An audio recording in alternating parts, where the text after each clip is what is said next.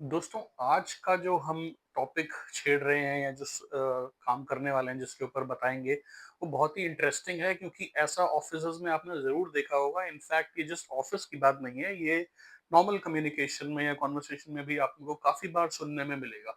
हम इन अच्छी बात ये है कि हम हिंदी में इसको ऑलरेडी इस्तेमाल करते हैं, इसको यूज़ करते हैं, तो इंग्लिश में इसको यूज़ करना कोई मुश्किल नहीं है। It's just that you need to start using it in English now and believe me कितना फर्क पड़ेगा आपके कॉन्वर्सेशन में अगर आप इसको यूज करना शुरू कर देंगे इंग्लिश में। चलिए बढ़ते हैं आज के वर्ड की तरफ। सो ऑफिस जार्गन है ये। ऑफिस जार्गन का मतलब होता है कुछ ऐसे फ्रेजेस जो कि ऑफिस में यूज किए जाते हैं, कॉर्पोरेट्स में यूज किए जाते हैं। और कई बार जब आप ये सुनते हैं तो आपको लगता है अरे वाह, बात तो ठीक कह रहे हैं ये, और क्या सही इस्तेमाल किया है इस वर्ड का या इस फ्रेज का। ऐसा ही एक जो है फ्रेज जो जिसके बारे में हम आज बात करेंगे वो है लो हैंगिंग फ्रूट। देखिए, लो हैंगिंग फ्रूट को आप लिटरल चीज में समझिए। मान लीजिए कोई ऐसा फल ठीक है, मान लीजिए आपको आम है या कोई एप्पल है या कोई भी ऐसा फल है जो कि बिल्कुल नीचे लटका हुआ है पेड़ से, जिसको एक बच्चा भी आराम से तोड़ करके खा सकता है और बिल्कुल आसानी से जो मिल सकता है। So what it says is that we are talking about a target that is easily achievable, जिसको आसानी से अचीव किया जा सकता है। हम देखिए ऑफिस में क्या बात करते हैं या नॉर्मली भी क्या बात करते हैं कि अरे, ये चीज तो इतनी आसानी से की जा सकती थी, इसमें तो कोई दिमाग लगाने की जरूरत ही नहीं है, ये तो सबसे पहले कर देनी चाहिए थी। वही मैसेज है दोस्तों, लेकिन उसको हम कैसे यूज करेंगे इंग्लिश में, अब देखते हैं। फर्स्ट एग्जाम्पल देखते हैं। Increasing the price of petrol and diesel is a low-hanging fruit for the government for revenue generation। देखिए, ये तो हम कई सालों से देखते हुए आ रहे हैं पॉलिटिक्स में या इनफैक्ट पॉलिसी फॉर्मुलेशंस में। ये बहुत ही इजी चीज है कि जब भी आपको टैक्स इकट्ठा करना है, सॉरी, रेवेन्यू इकट्ठा करना है, तो सबसे पहला काम कीजिए कि थोड़ा सा जो प्राइस है वो पेट्रोल और डीजल का बढ़ा दीजिए। क्योंकि वो थोड़ा सा प्राइस मे बी 1 रुपया हो, 2 रुपया हो, जो भी है, but if it gets quantified in thousands and lakhs of liters, imagine कि जो टैक्स है सरकार का वो कितना ज्यादा जो है अर्न हो जाता है। जनरली अगर आप नोटिस करेंगे, अगर आपको थोड़ा बहुत भी मालूम है कि मान लीजिए अगर 1 लीटर पेट्रोल आज की डेट में 95 रुपए का है, तो 95 रुपए में से जो एक्चुअल कॉस्ट होगी क्रूड की, जो पेट्रोल की हम बात करें, वो मुश्किल से मेरे ख्याल से 38 या 40 रुपए के आसपास आती है। उसके बाद सेंट्रल गवर्नमेंट जो है उसमें से 30 रुपया तो सिर्फ टैक्स के लिए ले जाती है, या 25 रुपए सिर्फ टैक्स के लिए ले जाती है। तो मान लीजिए अगर 40 रुपए की कॉस्ट है, पेट्रोल एक्चुअल कॉस्ट है पेट्रोल की, और उस पर 30 रुपए टैक्स जोड़ दिया जाए, तो 70 रुपए तो ये हो गए। उसके बाद हम कह रहे हैं 95 रुपए का पेट्रोल है, तो 25 रुपए स्टेट का टैक्स है। तो आप इमेजिन कर सकते हैं कि 95 रुपए में से जो अप्रोक्सीमेटली 60% या 58% शेयर जो है वो सिर्फ टैक्सेस का है। सो अगर किसी भी पॉलिसी को इम्प्लीमेंट करना है या कुछ भी करना है, तो सबसे आसान काम क्या है? पेट्रोल और डीजल का थोड़ा सा टैक्स बढ़ा दो and you will see a lot of rupees, the coffers of the government filling. दूसरा छोटा सा एग्जांपल देता हूँ आपको। देखिए, जो लोग सैलरीड हैं, वो लोग जो हैं उनका डायरेक्टली इनकम टैक्स कट जाता है ना।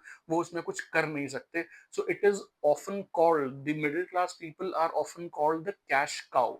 अभी कैश काउ भी एक अच्छा फ्रेज है, इसका भी हम किसी दिन जरूर पढ़ेंगे इसके बारे में। बट कहने का मतलब ये है कि ये इजीली जो है ना, ये चीज समझी जा सकती है कि अगर टैक्स है तो भाई सैलरीड क्लास से तो आ ही जाएगा, they can't do anything about it.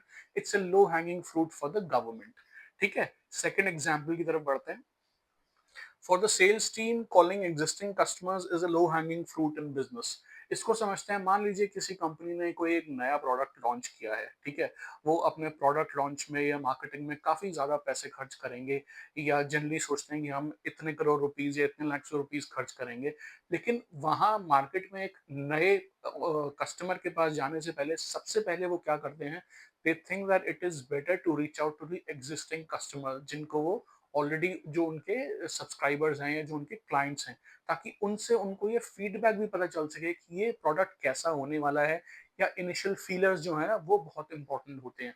So basically what I am trying to say is that existing customers are low hanging fruits for any company. उनको सबसे पहले रीच आउट किया जाना चाहिए, कोई भी एक नए स्कीम के बारे में, एग्जिस्टिंग हो या मान लीजिए नया कुछ लेने जा रहे हैं, तो they are always the low hanging fruits. then we can reach out to the new customers or perhaps your target, your secondary market होती है या your tertiary market होती है, उसमें हम reach out कर सकते हैं. थर्ड एग्जाम्पल देखते हैं. The low-hanging fruit of cost-effective sustainability improvements may come from network users. देखिए यहाँ भी हम जो बात कर रहे हैं वो शायद एग्जिस्टिंग क्लाइंट्स की बात कर रहे हैं, बट हम it is mainly confined to the IT domain. जो एक आईटी में जो एक डोमेन होता है, जो नेटवर्क यूजर्स होते हैं, वो परहैप्स जो है किसी भी कंपनी के लो हैंगिंग फ्रूट्स होते हैं. क्योंकि देखिए अगर आपको कॉस्ट इफेक्टिव बनना है, यानी कि अगर आपको स्केल चाहिए, इकोनॉमीज में कॉस्ट कम करनी है और वो सस्टेनेबिलिटी भी चाहिए स्केल में, तो ये बड़ा इंपॉर्टेंट है कि आप जो एग्जिस्टिंग प्रोसेसेस हैं उनमें इंप्रूवमेंट्स लाइए. क्योंकि जैसे ही आप वो करना शुरू करेंगे, आपके एग्जिस्टिंग कस्टमर बेस है वो हैप्पी हो जाएगा. So the point is that in order to make more revenues with very less investment is to make sure that you are improving your processes. There is a certain sustainability जो आप improve कर ही रहे हैं, या जो जिसमें आप आगे जा ही रहे हैं, वो एक बहुत ही लो हैंगिंग फ्रूट है, वो एक इजीली अचीवेबल टारगेट है. ठीक है, नेक्स्ट एग्जांपल देखते हैं. I am a great believer in picking the low hanging fruits first and dealing with complex issues letter.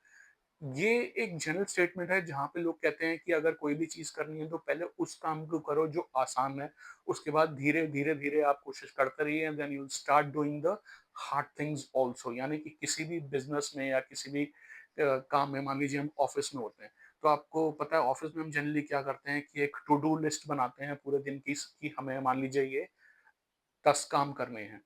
ठीक है, तो वहां पर ये जो है ये लो हैंगिंग फ्रूट हो जाता है बेसिकली ऑफिस का.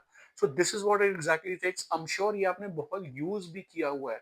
द पॉइंट इज कि आप इसको जो है यूज करते रहें हर जगह, अपनी कॉन्वर्सेशंस में, हर जगह आपको अच्छा लगेगा और ये बहुत रेलेवेंट भी है.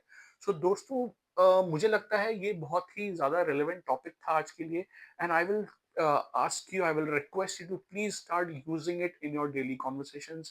And I will see you soon with a new jargon, एक नए फ्रेज के साथ मैं जल्दी हाजिर होऊंगा आप लोगों के सामने. मीनवाइल आप ये करिए कि इसको स्टार्ट कर दीजिए यूज करना. एंड अगर आपको लगता है मैंने कोई भी वैल्यू दी है आपको, तो please like, share and subscribe my channel, which is become brilliant with Nitin. And I will see you soon. Take care.